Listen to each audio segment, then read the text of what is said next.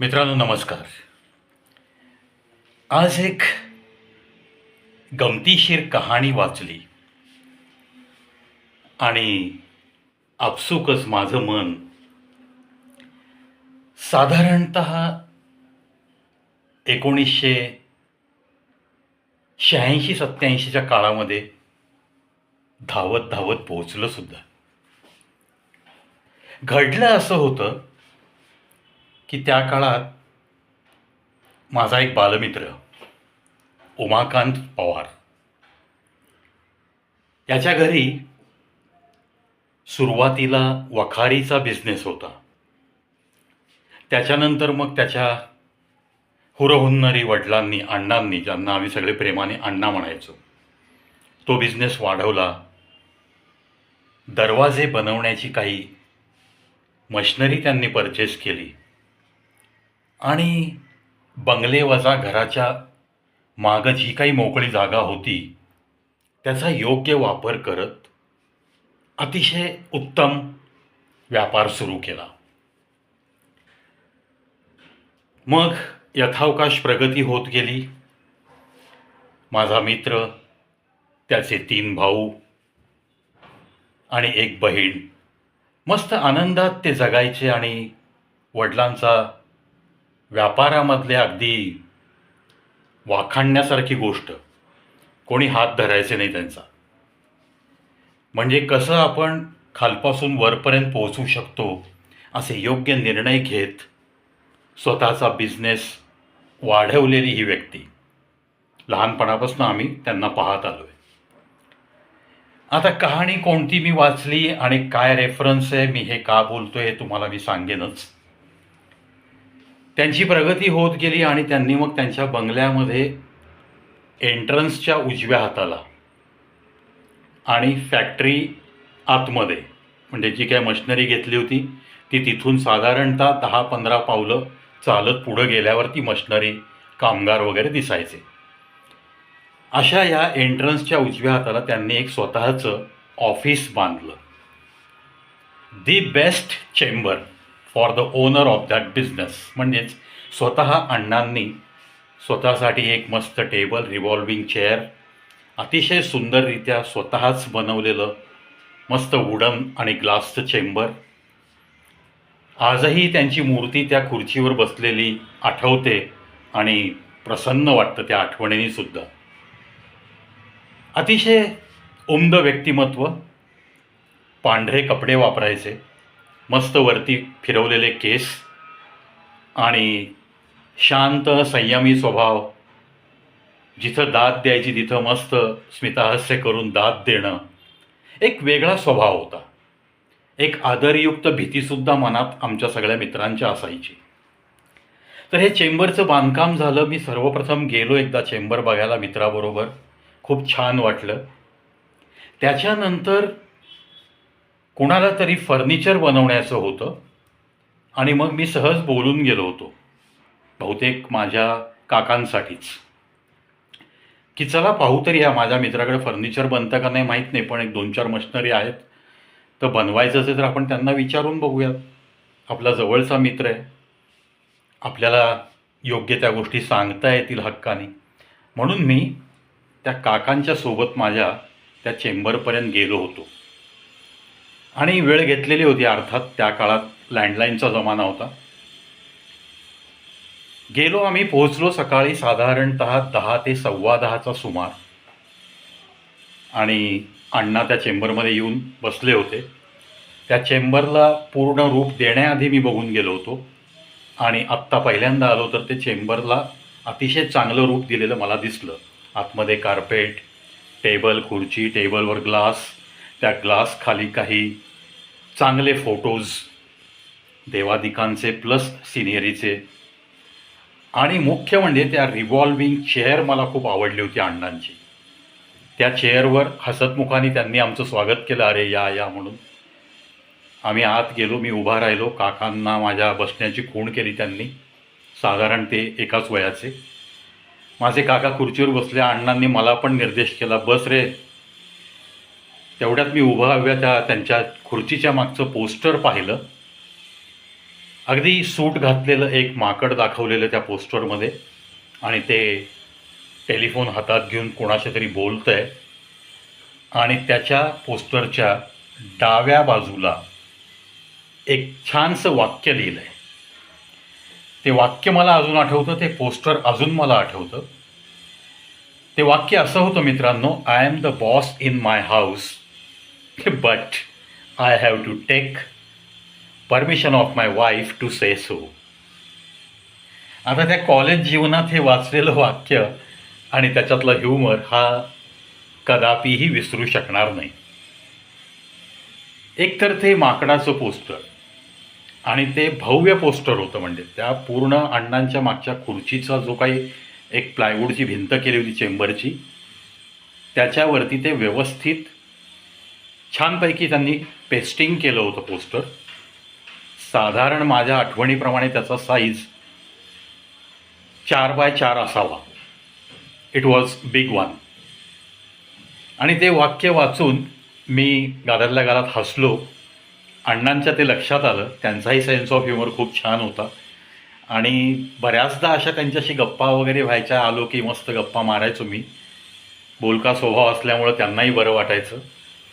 मी सहज हसता हसता त्यांना म्हणलं, पोस्टरकडे बोट दाखवत, अण्णा it is very decent one. पण अण्णा विचारू काय, तोपर्यंत माझे काका इकडे तिकडे बघत बसले होते खुर्चीत. हां बोल ना बोल, तू काहीतरी म्हणणार मला माहिती आहे. अण्णा वाक्य खूप छान आहे, I am the boss in my house but I have to take permission of my wife to say so.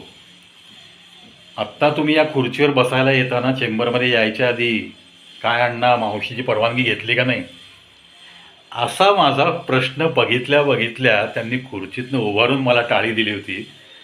काय रे म्हणला, चेंबर तयार होऊन 10 दिवस झाले बघ, 50 माणसं येऊन भेटून गेली, पण तुझ्यासारखी कॉम्प्लिमेंट आणि तुझ्यासारखा सेन्स ऑफ ह्युमर असलेला अजून कोण आला नाही इथं.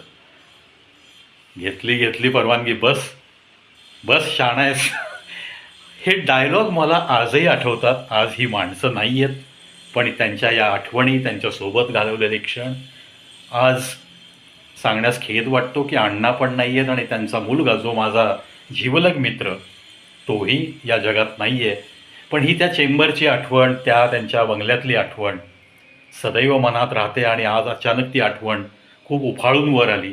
त्याच्यासाठी जी कहाणी वाचली ती अशी होती की एका नगराचा एक राजा होता. काळ तो राजे रजवाड्यांचा पूर्वीचा काळ. तेव्हा ना टी व्ही, ना मोबाईल, ना कुठली अजून इतर काही करमणुकीची साधनं. मग हे राजे लोक ऐश्वर्य, संपत्ती, लवाजमा, सैनिकांचा, कामाला खूप माणसं, मग टाईमपास कसा करायचा, वेळ कसा घालवायचा, म्हणून हे राजे लोक गावातल्या गावात आपल्या नगरात काही कुस्त्या, काही शर्यती लावायच्या, काही घोडसवारीच्या शर्यती, असे विविध ह्याच्याने. कधी काही कोणी गाणी म्हणणारा गायक कुठे असेल जवळच्या राज्यातलं त्याला बोलवायचं, कोणी काही नर्तकी मिळतात चांगल्या त्यांना त्यांचे नाच बघायचे. असे हे करमणुकीचे प्रयोग प्रत्येक राजाच्या दरबारामध्ये चालू असायचे. वेळ तर गेला पाहिजे, सगळे सुखसंपदा आहे, मग कसा तरी वेळ घालवण्यासाठी अशा काही त्यांच्या अरेंजमेंट चालू असायच्या. अशाच पद्धतीने एका राजाने एकदा ठरवलं, आपल्या महामंत्र्यांना बोलवलं आणि सांगितलं की मी आज एक प्रयोग करतोय. मला हे बघायचं आहे की आपल्या या नगरीमध्ये कोणाच्या घरामध्ये त्याचं स्वतःचं राज्य आहे, त्या पुरुषाचं राज्य आहे, म्हणजे स्त्रीचा दबदबा नाही असं एखादं तरी घर आहे का आपल्या या पूर्ण नगरीमध्ये, असं मला जरा चेक करायचं आहे, किंवा किती घरं आहेत ही मला मोजायची आहेत. मग तो महामंत्री म्हणतो, राजेसाहेब आपण असं करूया, असा सर्वे करण्यासाठी काही माणसं नेमून टाकू आणि साधारण 2 दिवसात सगळं नगर फिरून प्रत्येक घरातनं आपण ही माहिती घेऊ शकतो, त्या घरात विचारून. राजा म्हणला, तसं नाही आहे, मला हे दरबारात बोलवून ज्याला असं वाटतं ना की घरात माझं राज्य आहे त्यांनी ठणकावून माझ्यासमोर छाती ठोकपणे सांगावं, हो माझं राज्य चालतं, माझ्या घरात बायकोचं नाही चालत. आणि जो असा ठणकावून सांगेल आणि सिद्ध करेल त्याला मी मस्तपैकी एक उमदा घोडा त्याच्या आवडीचा माझ्या तबेल्यातनं घेऊन जायची परवानगी देईन. ठरतं, दिवस ठरतो, तारीख वार वेळ सगळं ठरतं, दवंडी पिटवली जाते आणि मग नगरातला प्रत्येक घरातला एक एक पुरुष त्या दरबारात यायला लागतो. मग राजा म्हणतो, जर कोणाचं राज्य आहे असं ठणकावून सांगणारा कोणी भेटला तर त्याला घोडा नक्की गिफ्ट द्यायचा, आणि जर एखाद्याने कबूल केलं माझं नाही माझ्या बायकोचं राज्य चालतं तर त्याला एक सफरचंद द्यायचं. हे ठरतं सगळं आणि दरबार सुरू होतो. नगरामधल्या प्रत्येक घरातला व्यक्ती येतो. राजा त्याला कुतूहलाने पाहतो त्याच्याकडे. हां बोला म्हणून त्याला इशारा केला जातो.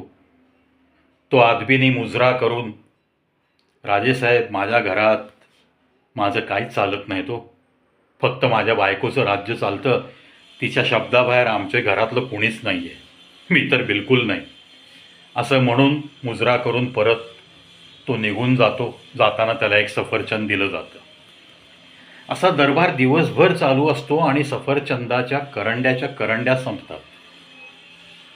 शेवटी दरबार संपायच्या आधी 5 मिनिट एक मस्तपैकी उमद व्यक्तिमत्व, पिळदार मिशा, भरदार शरीरयष्टी, मस्तपैकी तलवार म्यानात घातलेली, खाड खाड आपला चालत येतो आणि महाराजांना तितक्याच अदबीनी मुजरा करून त्यांच्यासमोर उभा राहतो. महामंत्री त्याला विचारतात, बोला आपण दरबार संपताना आलाय, आपल्याला वेळ नव्हता का दिवसभर? तो म्हणतो, हुजूर माफी असावी, पण महत्त्वाचं सांगायला आलोय मी. आपल्या नगरामध्ये कदाचित मी एकटाच असेन की माझ्या घरामध्ये फक्त माझंच राज्य चालतं, माझ्या बायका पोरांचं काहीही चालत नाही, मी सांगेल ती पूर्व दिशा. राजाला आनंद होतो सकाळपासून, चला माझ्या नगरात एक तरी वाघ भेटला मला. असं म्हणून राजा त्याला इशारा करतो, जा तबेल्यात, आनंद वाटला तुझा ऐकून, तुला आवडतो तो घोडा घेऊन जा. तो तबेल्यात जातो. मस्तपैकी चमकदार कातडी असलेला एक काळा घोडा त्याच्या नजरेत भरतो. तो काळा घोडा घेतो आणि मस्तपैकी त्याच्यावर टाच मारून आपल्या घराकडे निघून जातो. राजा महामंत्री एकमेकांमध्ये गप्पा मारत बसतात की चला दरबार यशस्वी झाला, एक जण तरी निघाला, आनंदाची गोष्ट आहे. राजा म्हणतो, परंतु तसं पाहिलं तर जरा खेदाची बाब वाटते की माझ्या या नगरीत कुणाच्या घरी काही चालत नाही, म्हणजे सगळीकडे स्त्री राजवट आहे असं घोषित करायला हरकत नाही. अशा काही गप्पा चालू असतात. तेवढ्यात त्याच काळ्या घोड्यावर तो उमदा तरुण परत येतो. दरबारात परत त्याला पाहिल्यावर राजा विचारतो, अरे काय झालं? तो म्हणतो, सर राजेसाहेब, घरी गेलो मी काळा घोडा घेऊन, पण माझी बायको म्हणाली, अहो काळा कलर कशाला, काळा रंग हा तसा चांगला नाही आहे, पांढरा शुभ्र रंग हा प्रगतीचा रंग आहे. त्या तबेल्यात काही पांढरा घोडा नव्हता का?